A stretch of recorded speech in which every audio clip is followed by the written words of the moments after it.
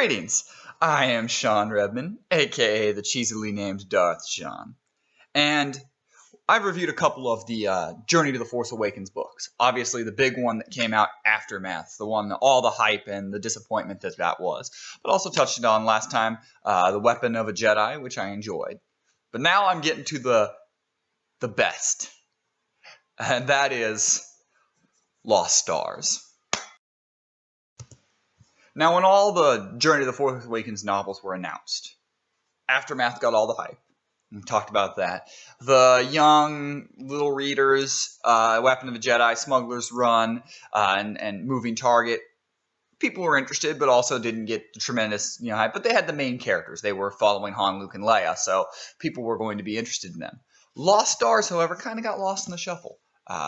It's a young adult. It is definitely a young adult. And it got labeled very early on, Twilight in Star Wars. Ugh. But it's not. In fact, it's probably the closest thing we've gotten to Star Wars in this entire new canon set. It's the best book that's come out. I didn't think I would think that when I started reading it. I figured I'd still put Lords of the Sith up there or Dark Disciple. But this is the best book that has come out. It is so in-depth in the Star Wars universe that everything feels real. Everything feels just like you're watching a movie.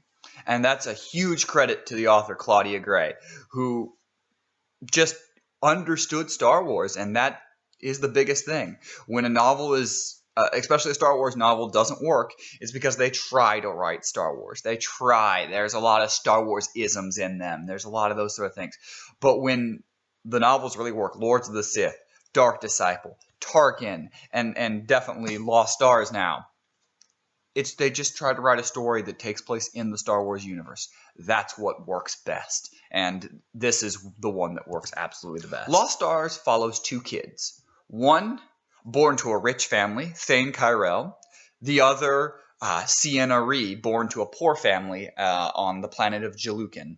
And they aspire to be Imperial pilots. That's their goal once the Empire has taken over. It takes place right after Revenge of the Sith.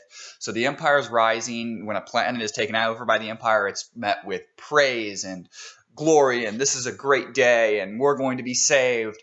And they're excited. They're going to join the Imperial Academy. They're going to become pilots, and that pushes them. That's their friendship. And it's an unlikely friendship, one that is met with, neither family wants them to be friends. You're in the valley, you're poor, you don't hang out with those type of people. Rich people, same side. You don't touch the poor people. But they keep this family. They sneak around some of the time. They learn how to pilot and become the best pilots they possibly can be, because they push each other, because they grow. And as they grow, they move to the Imperial Academy and face challenges there, but near the top of their class, and eventually graduate into the Imperial Army. That's where things start to take different angles, as one of them realizes the Empire isn't what they expected and ends up leaving and turning to the rebel side, while the other sees those problems but believes completely and honestly that the Empire is still the right thing, that the rebels are just terrorists and aren't going to fix the problems. And so they are on opposite sides of the whole series. I mean, this book spans Revenge, really right after Revenge of the Sith. It goes through New Hope and all the big things that happen in New Hope, all the big things that happen in Empire and Return of the Jedi.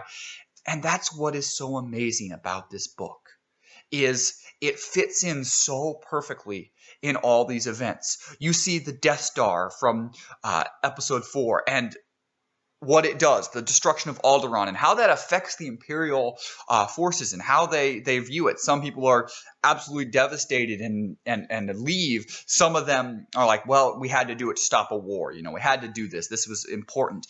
And then the destruction of the Death Star they see, and you see that other side. In A New Hope, we see, yay, the evil people have lost their base. We see people who have, millions of people died on the Death Star. And these Imperial people who grew up with them and went to the academy with them lost friends and family and people that meant things. And we see that and the impact that the destruction of the Death Star actually had on the people, not just on, the effect of the war.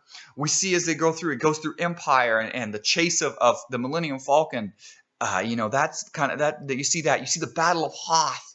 You see the Battle of Endor. And that's what this book does. It gives those battles new meaning because we see it from the side of the Imperial forces of, as well as, the rebels later on as the book continues.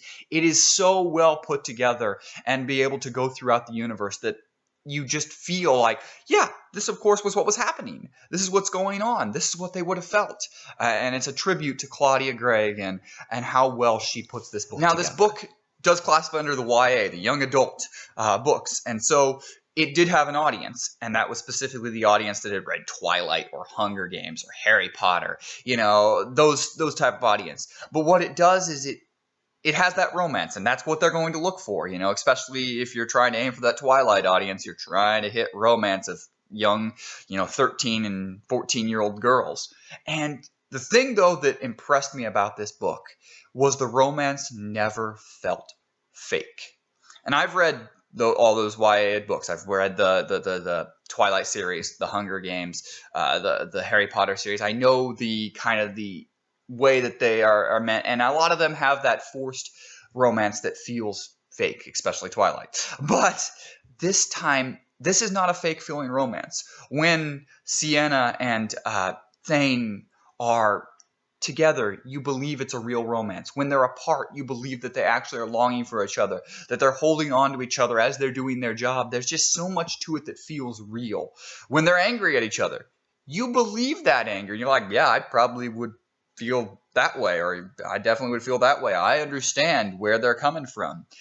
Despite this being a very fictional world and a universe and planets and Imperial Army, you feel very real and you attach to the characters. And that's, again, to credit to Claudia Gray, who understood Star Wars, who understood characters were important, and does just such a fantastic job with them. I am going to continue to just dote on this book. This book is just breathtaking. It's a page turner. It's one that you just don't want to put down, even when you have to put it down, as the characters are real. And that is just incredible and refreshing to see, because some of the books that have been come out, they may have great stories. We've talked about like A New Dawn, or even a little bit on Tarkin, especially on Aftermath, that they have okay stories, but at times the character is missed. The side characters, the extra characters, or where they interact with the story that we know. Every time on this book that a character that we know appears, they feel real in this. Whether it's Tarkin appearing, whether it's Darth Vader, Princess Leia, Wedge Antilles, Mon Mothma, all these characters that we know from the universe, as they kind of like show up and intertwine in different reasons, you believe it and it makes sense. And as I will continue to say, all kudos to Claudia Gray, because that's what she did in an incredible way. Trying to find any negatives in this book was really hard for me. There just aren't much that I didn't love about this book. I thought its length was really, really good. It didn't feel too long, even though it's 500 plus pages. It was a very easy read. It is meant for young adults. It's not hard to sit down and fly through it in a day if you really need to. I felt like maybe it could have even been a little longer. Like that's how much I love the characters. I could have seen them dwell a little bit longer, especially as they kind of skim through the end of Empire and into Return of the Jedi. I felt there could have been a little bit more. And that's, again, to Claudia Gray, I wanted to see her write more. I wanted to see more of these characters. So while I say it's kind of a negative, it's actually just how much I love the book, is I wanted to see more of this. And that's just incredible, because you don't always get that, especially with a 550-page book. This is a Journey to the Force Awakens book. So there are going to be things that are tying into the Force Awakens, or leading us up into the Force Awakens. And there are big reveals as it goes through, because it goes past Jedi. These characters are a part of this battle past Jedi. And there are pretty good-sized reveals. Things that we see in the trailer are revealed. We also get our first look. As far as I know, in any of the books, our first real look at the planet Jakku, which is the major planet that we've seen in The Force Awakens, at least in the first third of The Force Awakens. So we get that little taste as well, and it was quite impressive to see the book go through the original trilogy and then continue on a little bit and give us more into the story. And it does end kind of like the way Aftermath has that ending. Is we do see a little bit that, hey, the Empire may be down, but they're still alive, and they're coming back. They're coming as we're setting up to the First Order and what we're going to see in the Force Awakens. So in the end, I can't recommend this anymore. Like, go and buy this book. Read it. If you are a Star Wars fan, you will not be disappointed. If you are a fan of romance and that young adult genre, you will not be disappointed. If you're a 13-year-old girl watching me right now, this is for you, intended for you more than anything.